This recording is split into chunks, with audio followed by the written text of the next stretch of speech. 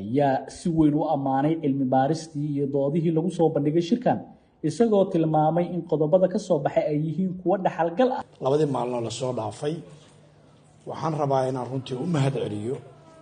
si qalbiyana si bini'aadanimo si Soomaalinimo si Islaamnimo jaamacadda Muqdisho oo doctorkayna oo runtii hogaaminayo aad u mahadsantahay. jaamacaddu taariikh dheer ay leedahay waan jeclaa anigu dadkii ka soo waxbartay inaan noqdo laakiin may dhicinin laakiin waxaan xasuustaa jaamacaddu jaamacad markii dalka uu burbur wixii ka dambeeyay jaamacaddii ugu horeysay ee dalka soo laabatay ahayd oo dalka runtii ku soo dhigay Soomaalida waa taqaanaa maalmahan hadda waa la soo wacayo waxa la jaamacada kale ay soo wacayo xilli inuu jaamacadda Muqdisho u badatay in Maxamed laakiin waxa ogaanaysiin jaamacadda iyada ugu soo horeysay oo runtii dalka jaamacad keentay ka bacdiya oo iska taqaanaa Soomaalida hadda dukaan furata raashin dukaan kale ka dhinac furaya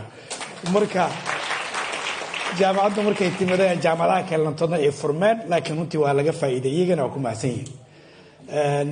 shaqadan hadda aan wadnaa runtii hadii meel kale laga bilaabay waa soo dhaweynaynaa anaga laftigeena aad u soo ugu dambeyn shirka waxa soo xiray wasiirka howlaha guud ee xukuumadda federaalka Soomaaliya Dr. Cilmi Maxamuud Nuur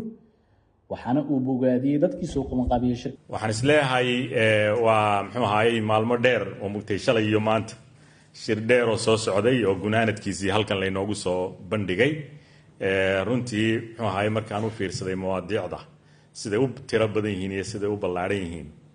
waxa weeyaan waa miisaankeeda iyo runtii dhumcadeeda ay leeyihiin waxaan rajaynayaa aqoontii iyo daraasaadkii halkan laga sameeyay inay wax badan ku kaabto muxuu ahaayay ka bedesho nolosheena oo inaguna xambaarno oo bulshadeena muxuu ahaayay u gudbino marka hore waxaan bogaadinayaa hay'adda runtii Sodma